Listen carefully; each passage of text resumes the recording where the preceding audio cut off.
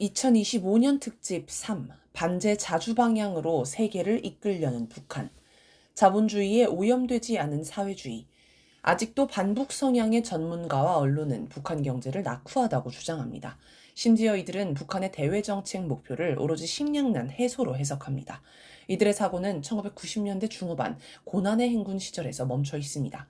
실제로 북한을 다녀온 이들의 얘기는 전혀 다릅니다. 북한 경제가 대단히 빠르게 발전하고 있으며 이른바 식량난이니 생활곤이 하는 것을 전혀 느낄 수 없다는 것입니다.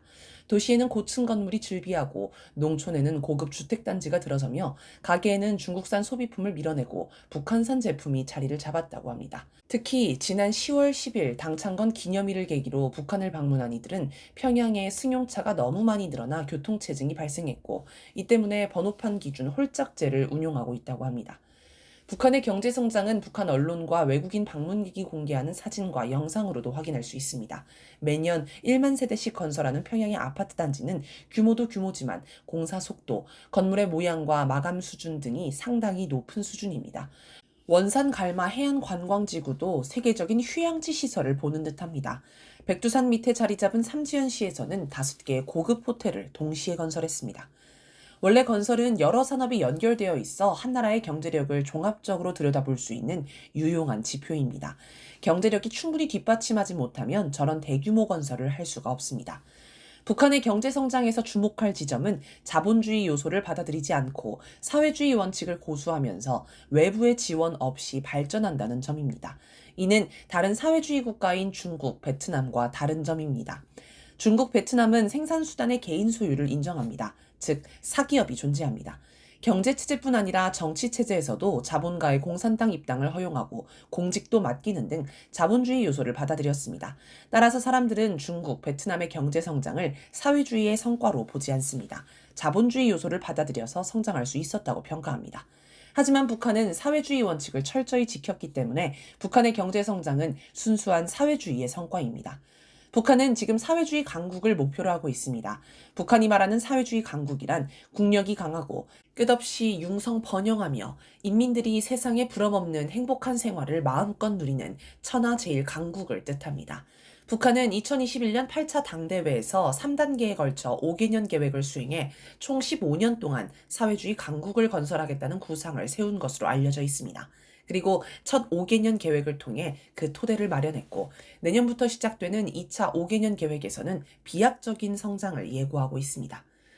김정은 국무위원장은 2016년 5월 7일 열린 7차 당대회에서 모든 면에서 사회주의와 자본주의의 차이를 하늘과 땅처럼 만들어야 한다고 강조했습니다. 10년 가까이 지난 지금 미국, 유럽, 일본 등 자본주의권은 심각한 침체와 혼란에 빠져들고 있습니다. 반면 북한은 극심한 제재 속에서 사회주의 원칙을 고수하면서도 빠르게 발전하고 있습니다.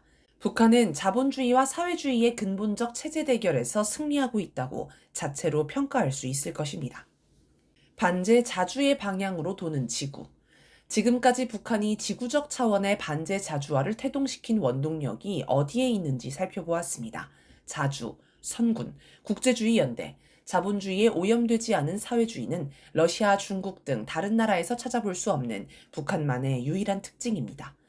북한의 영향을 받기 전 러시아, 중국은 미국과 협조해야 살 수 있고 발전할 수 있다고 여겼습니다. 그러나 북한은 미국 없이도 발전할 수 있다는 자신감을 보였으며 미국의 패권주의를 철저히 배격했습니다.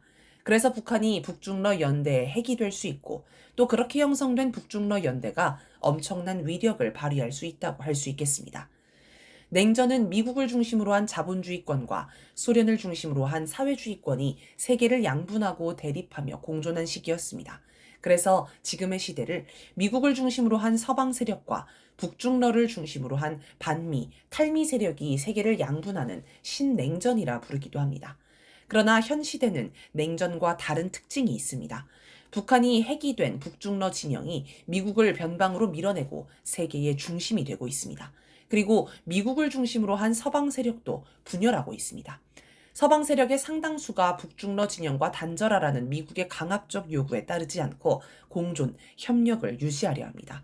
이런 점을 고려하면 지금을 신냉전이라 할 수는 없습니다. 2015년 10월 3일 백두산 영웅청년발전소 준공식에서 발전소를 건설한 청년들의 합창 공연 원수님 따라 하늘 땅 끝까지가 진행됐습니다. 이때 청년들이 원수님 믿음이면 우린 지구도 든다라는 결심을 밝혔습니다. 그러자 김정은 국무위원장이 동무들이 지구를 들어올리면 나는 그 지구를 돌리겠소라고 화답했다고 합니다. 김정은 국무위원장이 러시아 중국 정상과 함께 반제 자주 시대를 열어가는 사진을 보면서 북한이 지구를 들어올리고 김정은 국무위원장이 그 지구를 반제 자주의 방향으로 돌리기 시작했다고 북한은 자평할 수도 있겠습니다. 1960년 9월 1일 김정일 국방위원장은 김일성 종합대학에 입학해 학생들과 함께 대학이 자리 잡은 룡남산에 올랐습니다. 여기서 김정일 국방위원장이 읊은 자작시 조선아 너를 빛내리에는 주체의 붉은 노을 지구를 덮을 공산주의 그날을 앞당겨 오리라는 다짐이 나옵니다. 북한은 자기의 주체 사상이 세계에 영향력을 미치게 하고자 하는데 이런 의미에서 올해는 대단히 긴장하고 주목하여 북한의 활동을 평가해 봐야 할 것입니다.